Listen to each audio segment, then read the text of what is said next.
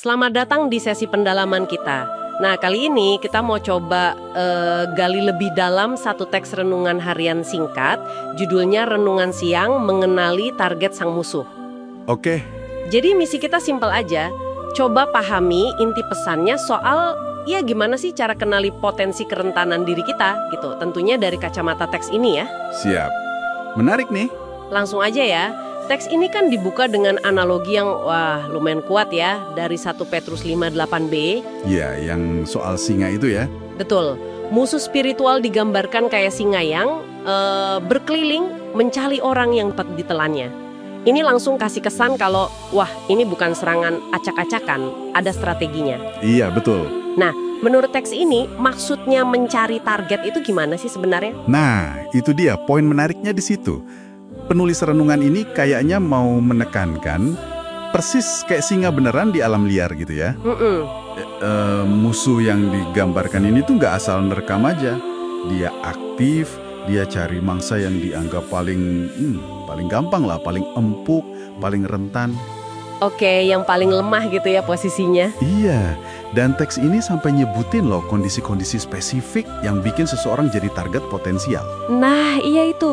Aku juga notice renungannya spesifik banget nyebutinnya.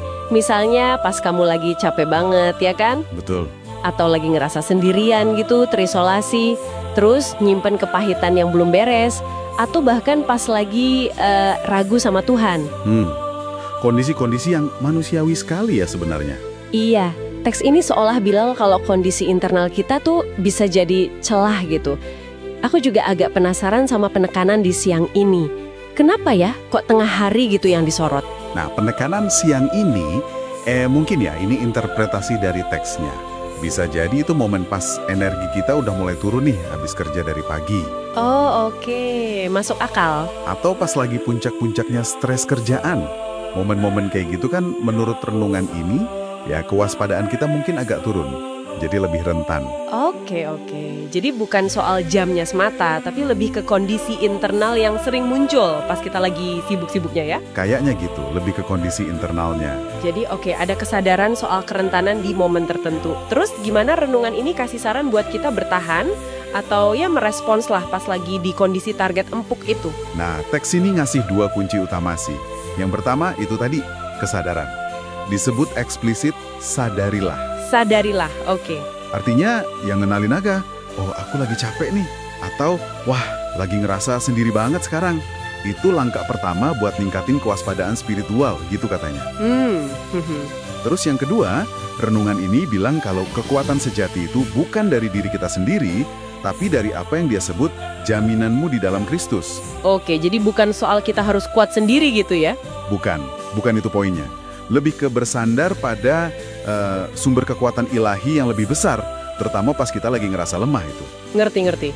Berarti ngenalin kelemahan itu bukan buat bikin kita kecil hati ya, tapi justru biar tahu kapan mesti cari pegangan lain gitu. Tepat, sumber kekuatan eksternal yang disebut teks ini. Nah ini kan bawa kita ke implikasi personal buat kamu nih pendengar kita. Renungan ini kan eksplisit banget ngajak kamu nanya ke diri sendiri. Ya, pertanyaan reflektif itu ya. Betul. Celah apa dalam hidupku yang bisa menjadi target empuk musuh? Ini kayak undangan buat introspeksi ya, ngaca gitu. Iya, banget. Undangan buat jujur sama diri sendiri. Introspeksi itu jadi langkah penting banget. Jadi kalau kita coba simpulkan ya. Boleh. Pesan utamanya itu soal pentingnya jaga kewaspadaan spiritual. Apalagi, yaitu tadi, pas kita lagi nggak fit 100%. Entah capek, sepi, pahit hati, atau ragu. Nah, mengidentifikasi area-area rentan pribadi kita ini, menurut pandangan renungan ini ya, itu jadi fondasi pertahanan pertama. Dan menariknya, setelah identifikasi itu, renungan ini nggak berhenti di situ aja kan? Nggak, ada lanjutannya. Ada langkah tindak lanjut yang konkret gitu, yaitu doa yang spesifik. Tuhan, lindungi aku di area-area kelemahanku, tutup setiap celah. Nah, itu dia. Ini nunjukin ada langkah aktif gitu ya, buat cari perlindungan ilahi, bukan cuma pasrah sadar lemah doang. Betul sekali. Ini respons aktif yang dianjurkan oleh teksnya. Nah, mungkin sebagai pemikiran penutup nih, buat kamu renungkan lebih lanjut ya. Silakan. Berdasarkan yang baru kita bahas dari teks ini, selain kita berdoa minta perlindungan atas celah-celah kelemahan yang udah kita kenali tadi, Oke.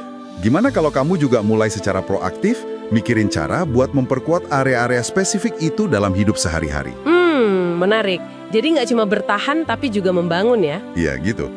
Misalnya, kalau sering ngerasa kesepian, gimana caranya bangun komunitas yang lebih suportif? Kalau sering capek, gimana atur ritme hidup biar lebih sehat? Kira-kira gimana pendekatan proaktif kayak gitu bisa mengubah kesadaran spiritualmu sehari-hari? Wah, itu pertanyaan bagus banget buat direnungkan. Memperkuat, bukan cuma menambal. Oke. Nah, itu dia. Sesuatu untuk dipikirkan lebih lanjut.